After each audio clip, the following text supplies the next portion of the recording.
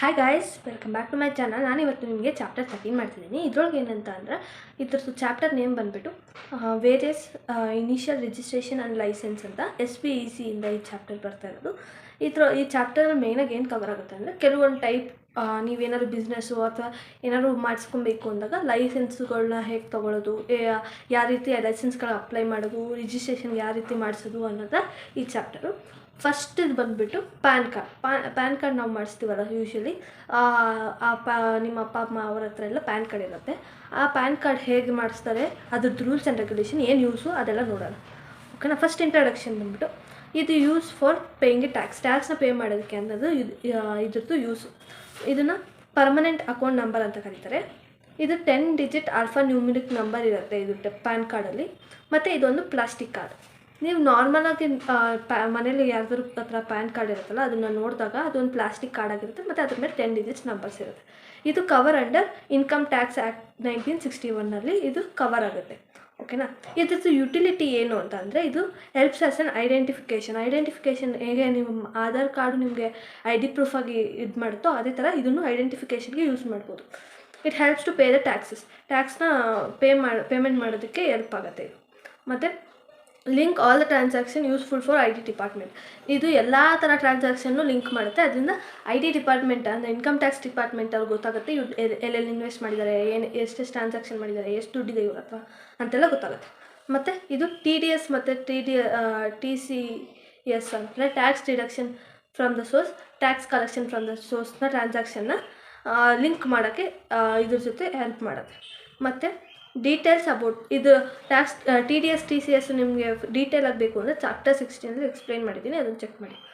Details about the investments, ನೀವೆಲ್ಲೆಲ್ಲಿ invest ಮಾಡಿದಿರೋ ಅದ್ರ ಬಗ್ಗೆ ಎಲ್ಲ ಪ್ಯಾನ್ ಕಾರ್ಡಲ್ಲಿ ಗೊತ್ತಾಗುತ್ತೆ. ಪ್ಯಾನ್ ಕಾರ್ಡ್ ಅವರು ಪ್ಯಾನ್ ಕಾರ್ಡ್ ಓಪನ್ ಮಾಡಿದ ತಕ್ಷಣ ನೀವೇನೇನು ಇನ್ವೆಸ್ಟ್ ಮಾಡಿದಿರೋ ಅದೆಲ್ಲ ಗೊತ್ತಾಗುತ್ತೆ. ಇದು ಐಡೆಂಟಿಫಿಕೇಷನ್ ಪ್ರೂಫ್ ಆಗಿ ಸಬ್ಮಿಟ್ ಮಾಡ್ಬೋದು for specific transaction. For example ಅಲ್ಲ, ಯಾವುದ್ರಲ್ಲಿ ಪ್ರೂಫ್ ಆಗಿ ID ಪ್ರೂಫ್ ಆಗಿ ಸಬ್ಮಿಟ್ ಮಾಡ್ಬೋದು ಅಂದರೆ purchase of shares of unlisted company beyond 1 lakh. ನೀವು ಯಾವ್ದಾದ್ರು ಅನ್ಲಿಸ್ಟೆಡ್ ಕಂಪ್ನಿಲಿ ಬಿಯಾಂಡ್ 1 lakh ಶೇರ್ಸ್ನ ಇದು ಮಾಡಿದಾಗ ನೀವು ಐಡೆಂಟಿಫಿಕೇಷನ್ ಪ್ರೂಫ್ ಇದನ್ನು ಕೊಡ್ಬೋದು. ಮತ್ತು purchase of immovable property of value beyond 10 lakhs. Immovable property ಇರುತ್ತಲ್ಲ ಅದ್ರದ್ದು ವ್ಯಾಲ್ಯೂ ಬಿಯಾಂಡ್ 10 lakhs ಇತ್ತು ಅಂತ ಅಂದಾಗ ನೀವು ಇದನ್ನು ಐಡೆಂಟಿಫಿಕೇಷನ್ ಪ್ರೂಫ್ ಆಗಿ ಕೊಡ್ಬೋದು.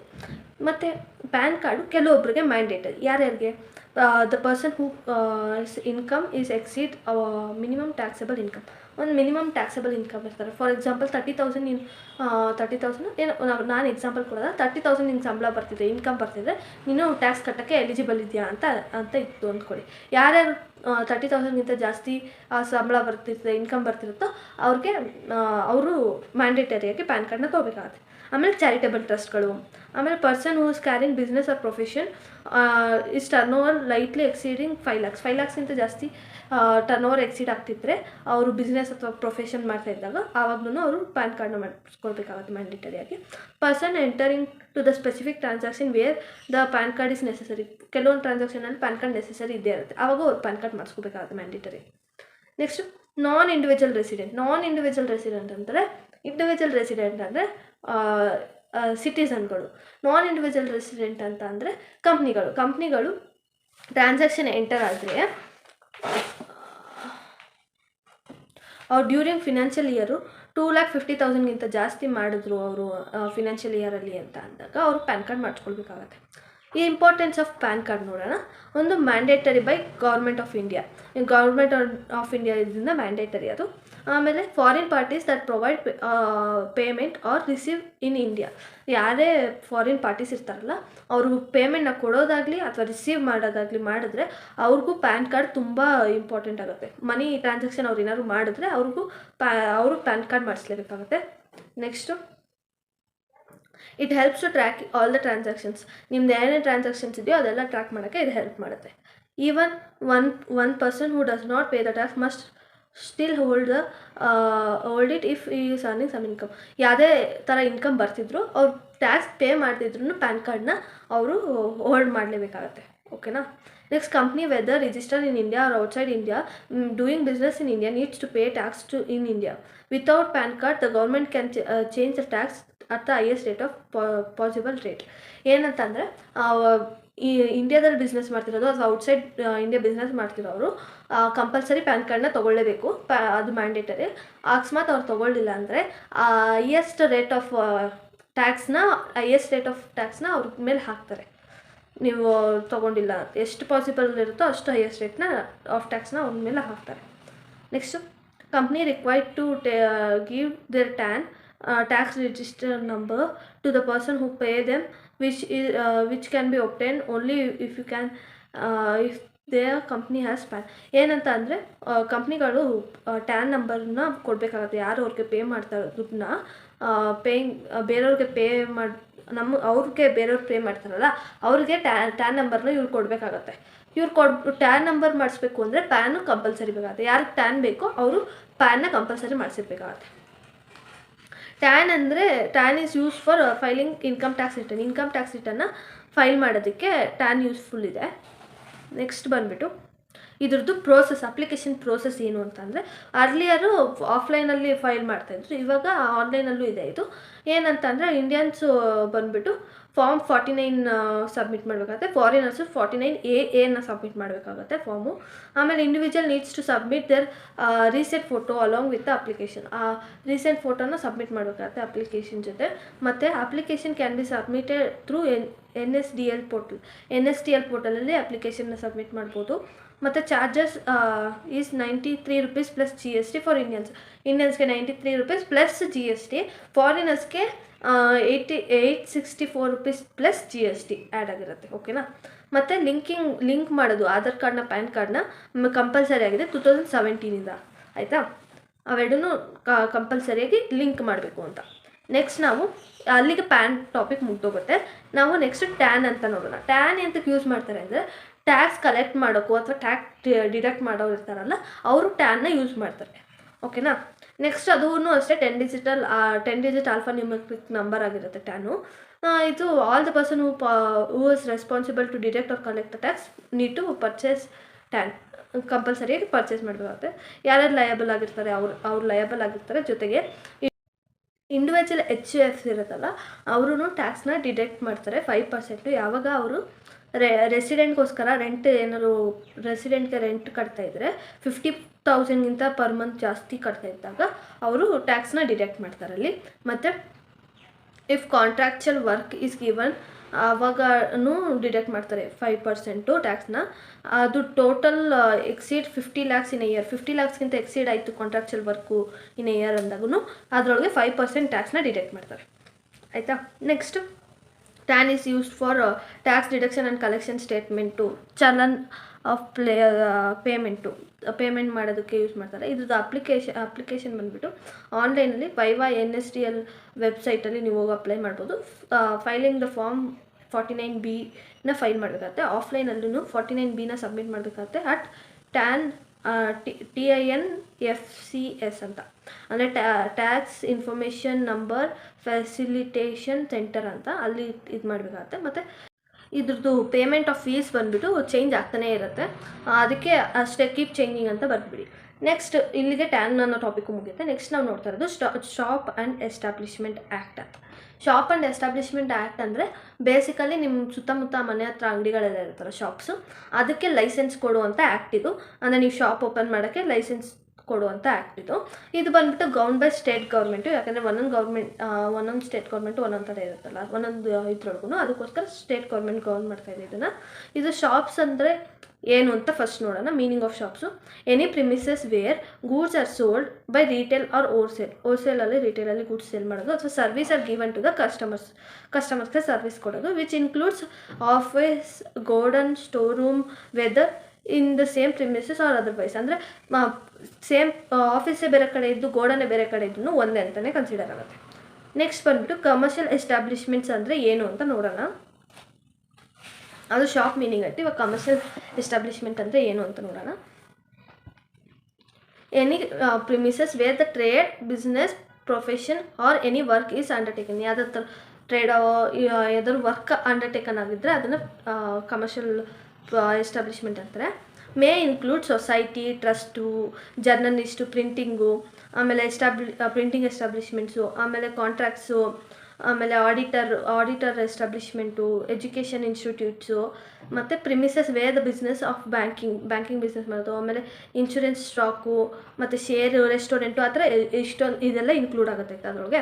ಮತ್ತು ಅಪ್ಲಿಕೇಶನ್ ಫಾರ್ಮಲ್ಲಿ ಏನೇನು ಇನ್ಕ್ಲೂಡ್ ಆಗಿರಬೇಕು ಅಂದರೆ name of the employer include ಆಗಿರಬೇಕು, address of the establishment include ಆಗಿರಬೇಕು, name of the establishment include ಆಗಿರಬೇಕು, ಮತ್ತು ಕ್ಯಾಟಗರಿ ಯಾವ ಅಂಡರಲ್ಲಿ ಬರುತ್ತೆ ಅಂತ, ಮತ್ತು ಇದು ನೇಮ್ ಆಫ್ ದ ಎಂಪ್ಲಾಯೀಸ್ ಯಾರ್ಯಾರು ಎಂಪ್ಲಾಯೀಸ್ ಇರ್ತಾರೋ, ಮತ್ತು ಅದರ್ ಇನ್ಫಾರ್ಮೇಷನ್ಸ್ ಇನ್ಕ್ಲೂಡ್ ಆಗಿರಬೇಕು.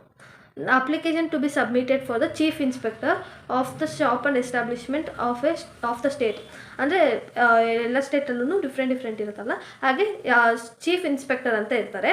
ಅವ್ರಿಗೆ ನೀವು ಹೋಗ್ಬಿಟ್ಟು ನಿಮ್ಮ ರೀಜನ್ದು ಒಬ್ಬರು ಚೀಫ್ ಇನ್ಸ್ಪೆಕ್ಟರ್ ಅಂತ ಇರ್ತಾರೆ, ಅವ್ರಿಗೆ ಹೋಗ್ಬಿಟ್ಟು ನೀವು ನಿಮ್ಮ ಅಪ್ಲಿಕೇಶನ್ನ ಸಬ್ಮಿಟ್ ಮಾಡಬೇಕು. ಓಕೆನಾ. ಅಪ್ಲಿಕೇಶನ್ ಸಬ್ಮಿಟ್ ಮಾಡಾದ್ಮೇಲೆ ಅವ್ರು 30 ಡೇಸ್ ಅಪ್ಲಿಕೇಶನ್ ಯಾವಾಗ ಸಬ್ಮಿಟ್ ಮಾಡಬೇಕು ಅಂದರೆ ನಿಮ್ಮ ವರ್ಕ್ ಸ್ಟಾರ್ಟ್ ಅಂದರೆ ಅಂಗಡಿ ಸ್ಟಾರ್ಟ್ ಮಾಡಾಗಿ ಅಟ್ಲೀಸ್ಟ್ ವಿತಿನ್ 30 ಡೇಸ್ ಒಳಗಡೆ ನೀವು ಅಪ್ಲಿಕೇಶನ್ನ ಸಬ್ಮಿಟ್ ಮಾಡಬೇಕು. ಅವರು ವೆರಿಫೈ ಎಲ್ಲ ಮಾಡ್ತಾರೆ ಡೀಟೇಲ್ಸ್ನ, ಆಮೇಲೆ ನಿಮಗೆ ಸರ್ಟಿಫಿಕೇಟ್ನ ಇಶ್ಯೂ ಮಾಡ್ತಾರೆ.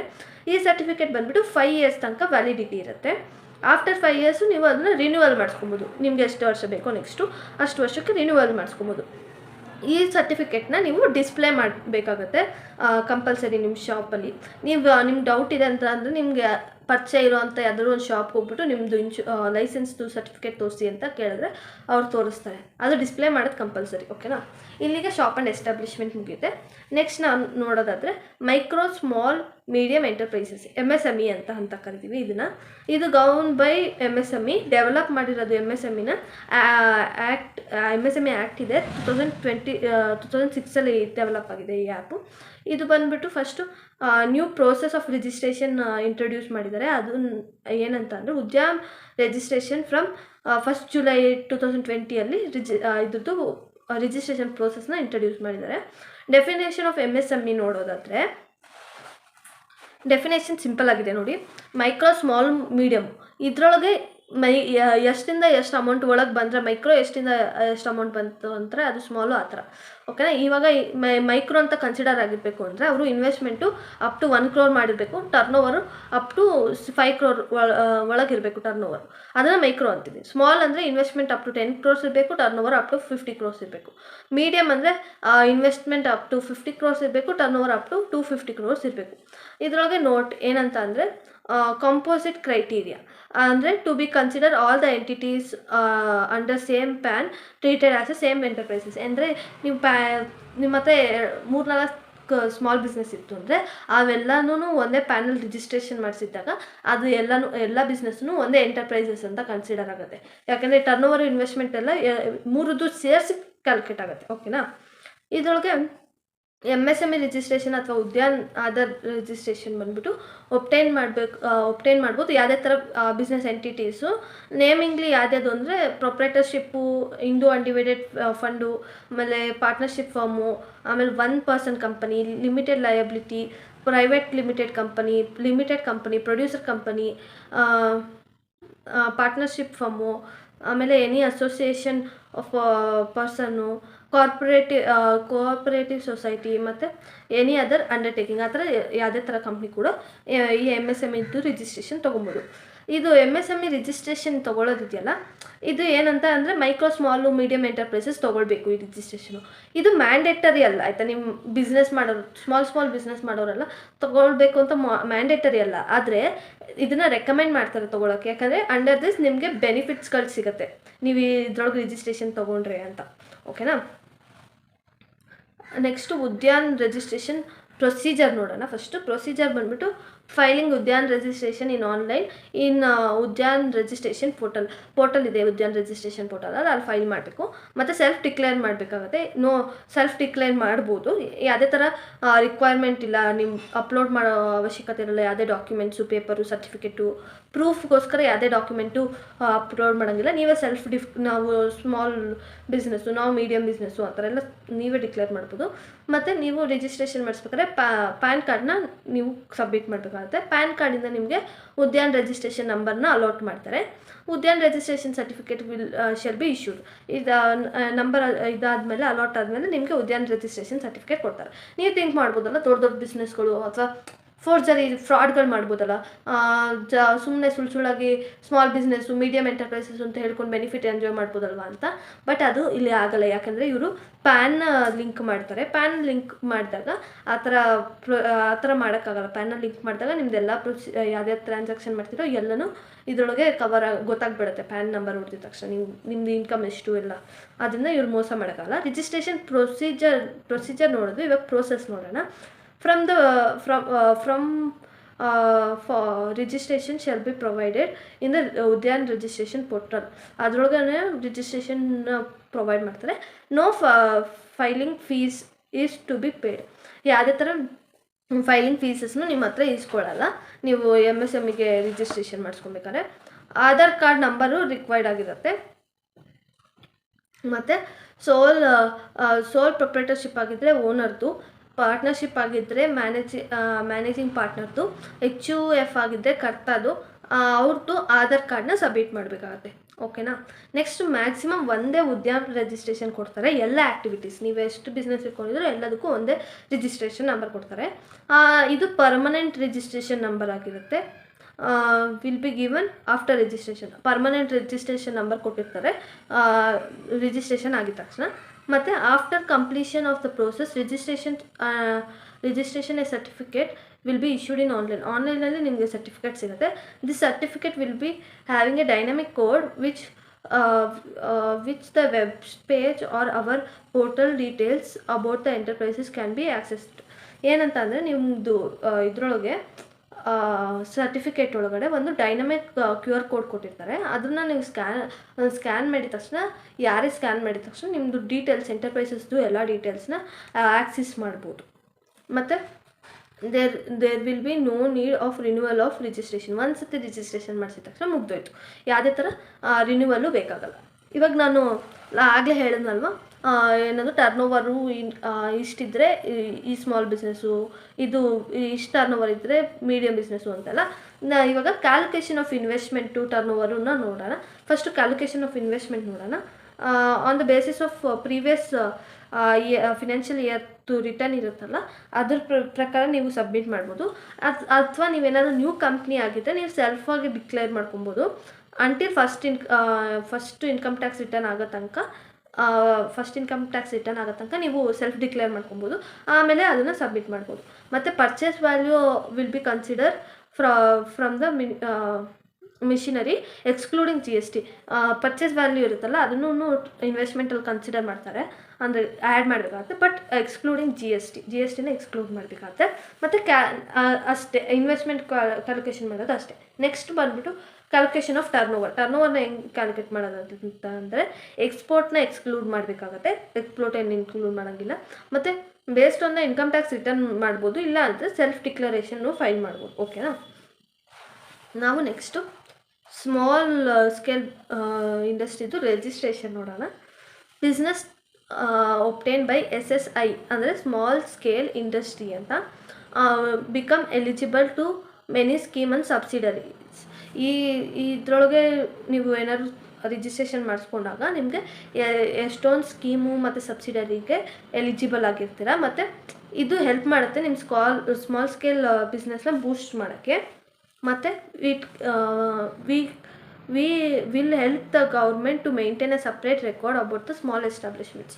ಸ್ಮಾಲ್ ಸ್ಕೇಲ್ ಇಂಡಸ್ಟ್ರಿ ಇಷ್ಟಿದೆ ಅಂತ ಸಪ್ರೇಟ್ ರೆಕಾರ್ಡ್ ಮಾಡೋಕ್ಕೆ ಗೌರ್ಮೆಂಟ್ಗೂ ಹೆಲ್ಪ್ ಆಗುತ್ತೆ. ನೆಕ್ಸ್ಟು ಮೀಡಿಯಮ್ ಎಂಟರ್ಪ್ರೈಸಸ್ ಅಂದರೆ ಅವ್ರಿಗೆ ಏನೇನು ಬೆನಿಫಿಟ್ ಸಿಗುತ್ತೆ ಅಂತ ಅಂದರೆ easy finance without collateral is available.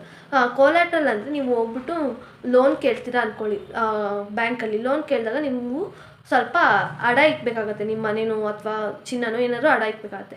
ಆ ಅಡ ಇಕ್ಕೋದನ್ನ ಕೋಲ್ಯಾಟ್ರಲ್ ಅಂತ ಕರೀತಾರೆ. ಆ ಅಡ ಏನೂ ಇಕ್ಕೋದೇ ನೀವು ಫಿನಾನ್ಸ್ನ ಇಸ್ಕೊಬೋದು ಅವ್ರ ಹತ್ರ, ಮೀಡಿಯಮ್ ಎಂಟರ್ಪ್ರೈಸಸ್ ಆಗಿದೆ ನೀವು.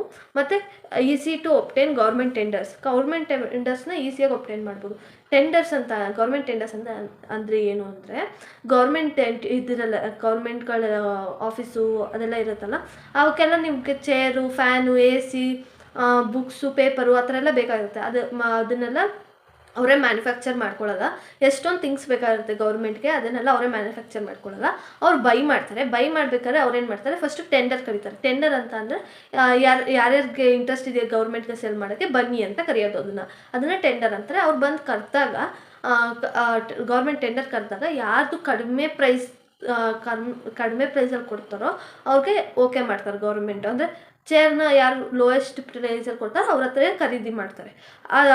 ಈ ಥರ ಮೀಡಿಯಮ್ ಎಂಟರ್ಪ್ರೈಸಸ್ ಬಂದಿತ್ತು ಅಂದಾಗ ಮೀಡಿಯಮ್ ಎಂಟರ್ಪ್ರೈಸಸ್ಗೆ ಆರಾಮಾಗಿ ಟೆಂಡರ್ನ ಕೊಟ್ಬಿಡ್ತಾರೆ. ಯಾಕೆಂದರೆ ಡೆವಲಪ್ ಮಾಡಬೇಕಲ್ಲ ಮೀಡಿಯಮ್ ಎಂಟರ್ಪ್ರೈಸಸ್ನ ಅವರು, ಅದಕ್ಕೋಸ್ಕರ ಇವ್ರಿಗೆ ಟೆಂಡರ್ನ ಕೊಡ್ತಾರೆ.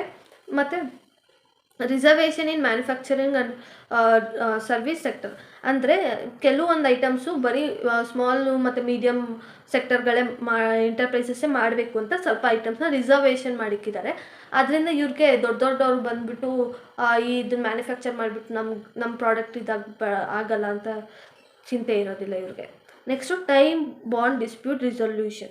ಟೈಮ್ ಬಾಂಡ್ ಡಿಸ್ಪ್ಯೂಟ್ ರಿಸೊಲ್ಯೂಷನ್ ಅಂತ ಅಂದರೆ ಇವಾಗ ಮೀಡಿಯಮ್ ಎಂಟರ್ಪ್ರೈಸಸ್ಸಿಂದ ಯಾರಾದರೂ ದುಡ್ಡು ಇಸ್ಕೊಂಡಿರ್ತಾರೆ ಅಂದ್ಕೊಳ್ಳಿ. ಆ ದುಡ್ಡನ್ನ ಅವರು ಈ ಟೈಮಲ್ಲೇ ರಿಟರ್ನ್ ಮಾಡಬೇಕು ಅಂತ ಇರುತ್ತೆ. ರಿಟರ್ನ್ ಅವ್ರು ಏನಾದ್ರು ಮಾಡಲಿಲ್ಲ ಅಂದರೆ ಈ ಎಂಟರ್ಪ್ರೈಸಸ್ಸು ಅವ್ರ ಮೇಲೆ ಕೇಸ್ ಹಾಕ್ಬೋದು. ಕೇಸ್ ಹಾಕಿ ದುಡ್ಡು ಇಸ್ಕೊಬೋದು. ಇದನ್ನು ಅಂದರೆ ಮೋಸ ಆಗದೆ ಇರಲಿ ಇವ್ರಿಗೆ ಅನ್ನೋಕ್ಕೋಸ್ಕರ ಇದಕ್ಕೂ ಕೋರ್ಟ್ನಲ್ಲಿ ಸಾಲ್ವ್ ಮಾಡಿ ಕೊಡ್ತಾರೆ. ಅದನ್ನೇ ಟೈಮ್ ಬಾಂಡ್ ಡಿಸ್ಪ್ಯೂಟ್ ರಿಸೊಲ್ಯೂಷನ್ ಅಂತ ಕರೀತಾರೆ. ಓಕೆನಾ? ಇಲ್ಲಿಗೆ MSME ಎಲ್ಲ ರಿಜಿಸ್ಟ್ರೇಷನ್ ಮುಗೀತು. ನಾವು ನೆಕ್ಸ್ಟ್ ಹೋಗೋದಾದರೆ NSIC ರಿಜಿಸ್ಟ್ರೇಷನ್ ಹೋಗ್ಬೇಕು. ಇದರಲ್ಲಿ ಏನಂದರೆ ಸ್ಮಾಲ್ ಇಂಡಸ್ಟ್ರೀಸ್